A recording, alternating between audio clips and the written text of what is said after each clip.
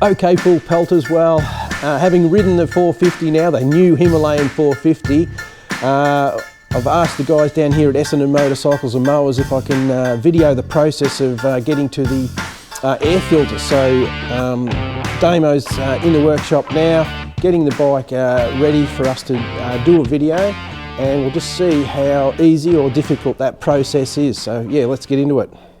Here's Damo. Damo's just done a quick dry run through the whole process because he hadn't... First time. Yeah, first time. So just so we knew what we were doing, just for the video purposes. So things have been disconnected and that, but anyway, we'll go through the process. So first up, we pull our seat off. First up, key in there, and the seat comes off. So pillion seat, rider's seat off. That's all. While we're on the seat, we can show you've got a couple of different height adjustments simply by going like that and like that. Yeah. Alters the height. The seat is. Yeah, about 20. Easier than that. Yeah, you get a 20mm adjustments. It's so easy. Good idea. Exactly.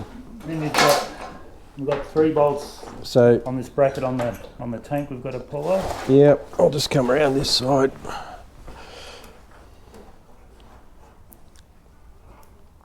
So yeah, there's just this rear bracket that holds the tank on. Remove those. So that's. Then I'll get my little helper Danielle to. Here's Danielle. Danny. I'll just get you to. Oh, where's our? Hang on, where's our bit of wood? That was. That's all right. He'll hold it. So it's just pop back. Now, if you look under here, we've got this clamp here, this connection here. Sorry, when you pop that out. Yeah. So that's your fuel gauge tender. That wire's got to come off. Yep. Then we've got to pull the plug off the fuel pump. This one here has got to come off. Yep. And then we've disconnected the fuel line over here. Now, these ones here, you've got to be a bit careful of these. These fittings here are all plastic. Yep. And if you break this bit, you put a new pump in it. And to release it, simply push that in and pull off, and that just unclips it and allows it to slide off. Yeah. There's a couple of vent hoses, 2 vent hoses, just pop them off.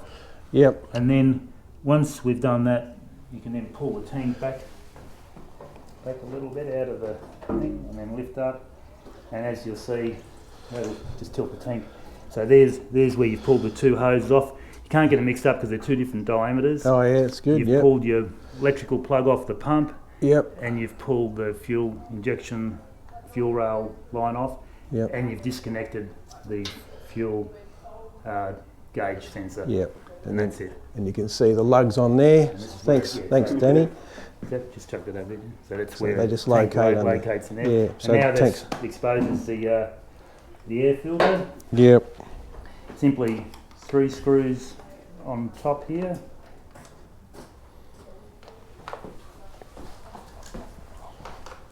So just removing the 3 screws.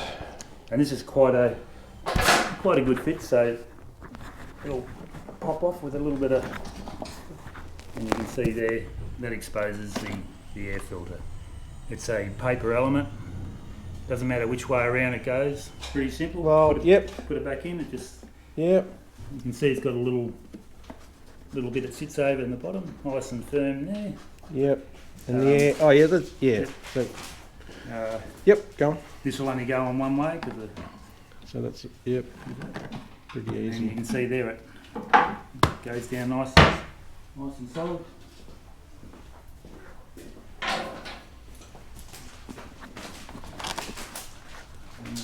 Simply just do the reverse. Yep. Yeah. So it's the hardest bit really is disconnecting the fuel line and the tank bits, and realistically you sort of need 2 people to do it because you need someone to be holding the tank. Yeah. You can chock the back of the tank up with a bit of wood. It's not a bit of wood here to hold the tank up, to raise it up so you can get it's always 2 breathers. It's always easier with 2 hands. Yeah. As you'll see when we put it back together. Yeah. So that just pushes in there, is that? Yeah, so that, it's just a, you can see there, this little clamp goes around a little ring on the fuel pump. So when you push that in, see how it pushes it back a little, it takes it, Yeah. they open up, Yep. allowing it to slide off. Okay. Pretty straightforward. And putting it back on, you could just push it straight on. You know, sometimes giving it a bit of a squeeze helps it, but it is got like a taper, so you could just go up to the fuel line and just straight on. And you'll hear it go click. Yeah. And then I always push it on, and then I give it a bit of a pull back and to know that it's locked in, because this is running under 43 psi. Yep. When it's running, so if it's not on right and that comes off, as much as they'll don't necessarily have a check valve, but you don't want fuel going everywhere. No, that's right. Yep. And of course it'll stop on you if that happens. And the other one, so. And then this is just the plug for the fuel pump. Yep.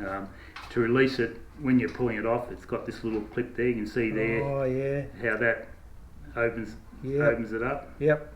So it's just that one. Yep. Yep. Same on the fuel sender. So the one on the tank, you've got to push the little lug down to allow it to flip out. Yep. So the lug is. Yep. And I find the easiest way to do that in some of these small ones is a little screwdriver or something, just to be able to do it. Yeah. So just show that tool again. Just so that's just, you could use a screwdriver. Yeah. Whatever. So Damo was using something like that. Yeah. Okay. Whatever it's easiest. All your fuses along here and relays. Yep. So yeah, like Dan was just pointing out, it's got a decent sized battery in there. It's not bad. These are not bad little fittings on these either. Little rubberised. They fit nice and snug. Yeah, it's all. Yep. And obviously there's your little tool at the back there. Yep, which is for getting your front axle out. Yep. And it's got a little locking, turning the locks. Yep. This is your ABS motor. Yeah, okay, yep. Yep. Oh yeah. And this is the throttle body, and this thing essentially is the ECU.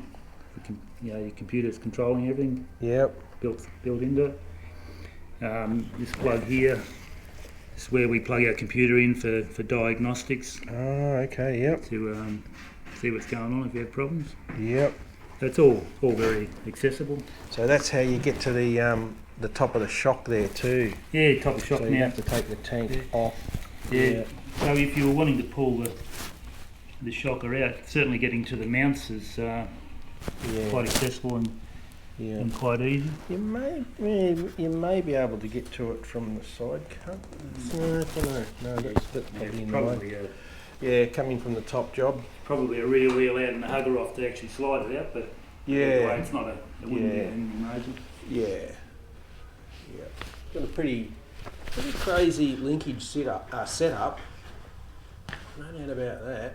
You know, because the shocker's on a fairly steep angle here, and the linkage system that they've worked out for it. Yeah. It's pretty crazy.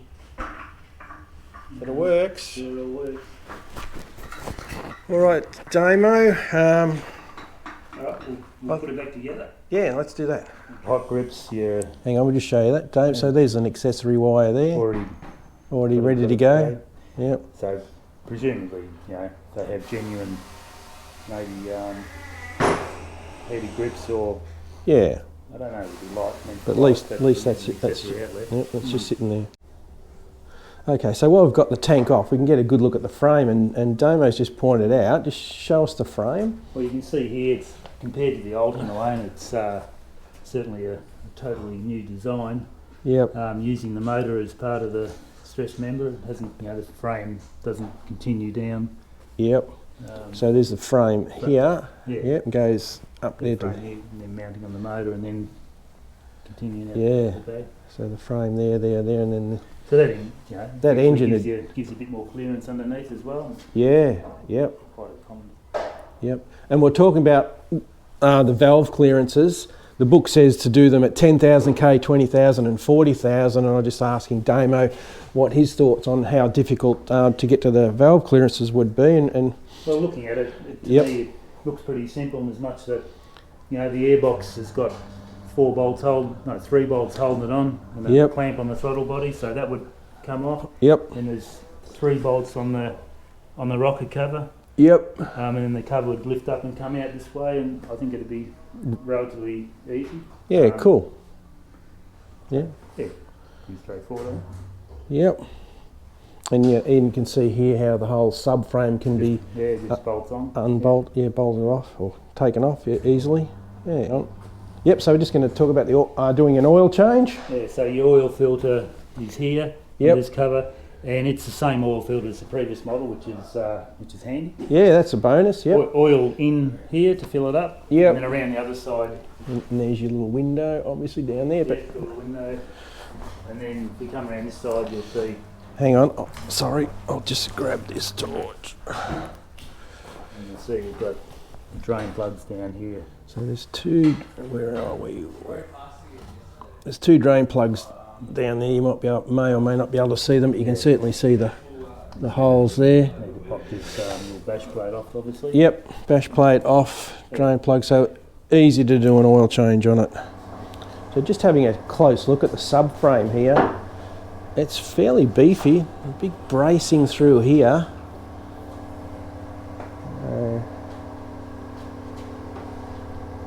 I don't think you'd have any problems with the frame.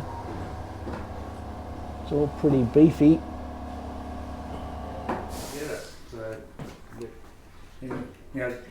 when he's, we've got a bit of lead here. This is probably the easiest. So that's going to, as you can see, plug into here. Yeah. If I get my torch, give you a bit of light on the subject, you might find it easier. Yep. So you can see there, this is the little lug that I was saying you've got to push to get it out. Yep. So just come down a bit, Dan. So just that goes in there.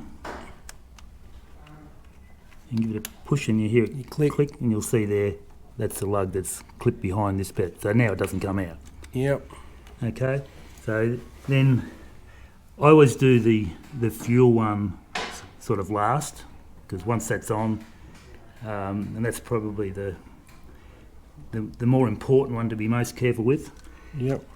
So now it's a matter of getting the tank more into position where it's got to go. And we can just sit that bit of block of wood so you can rest it on there, and then I can get underneath to be able to connect everything. So there's my plug for the motor, and that's got to go, and it'll only go in one way. It's got a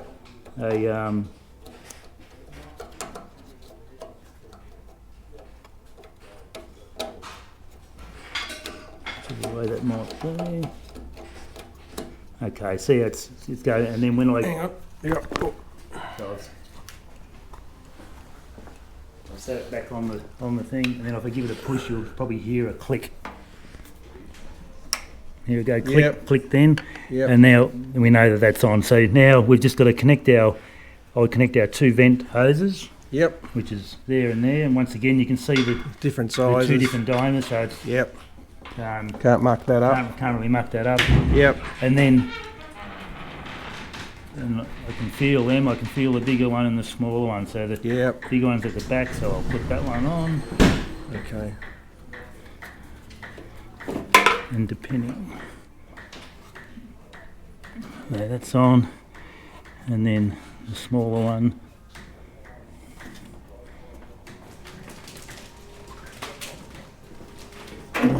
Bit hard. Oh, you just got to not have the tank too high. Yep.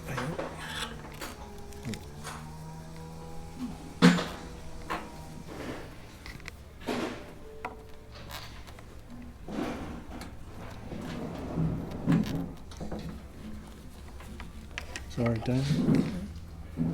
Doing it all by feel. Yeah. Okay, so they're both on. Yep. That's on. Breather hoses are on. So then, now this one here, as you can see, we've now got to get him We might need to go up a bit further forward with the tank. Yeah.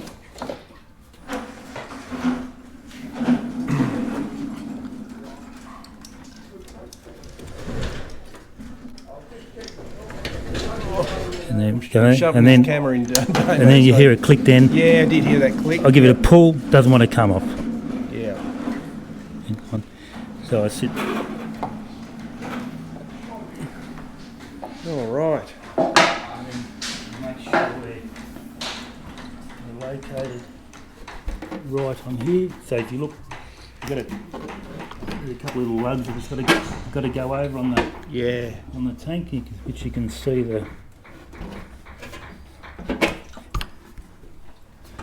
I've got that one. Sometimes it's good to spray a bit of lube on the rubber grease on there, just to make it slide a bit easier. Yeah. That'll just make it easier. But there, you can see that's nicely located. Yeah. This bracket at the back, you'll see the holes will line up. Put the screws back in. Yeah. And we're done. Job's done. All right.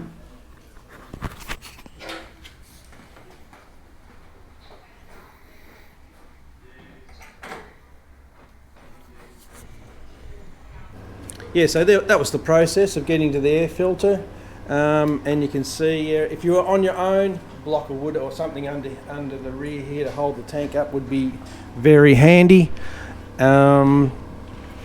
Otherwise, fairly straightforward, no real issues, and just take care when you're disconnecting, those electrical or connectors, I suppose you call them. Yeah, for sure. Yeah. You don't have to pull too hard if Yeah. you haven't got the screws properly or something. Yep. Don't break them. Yep. So yeah, just the general maintenance on this bike is pretty straightforward.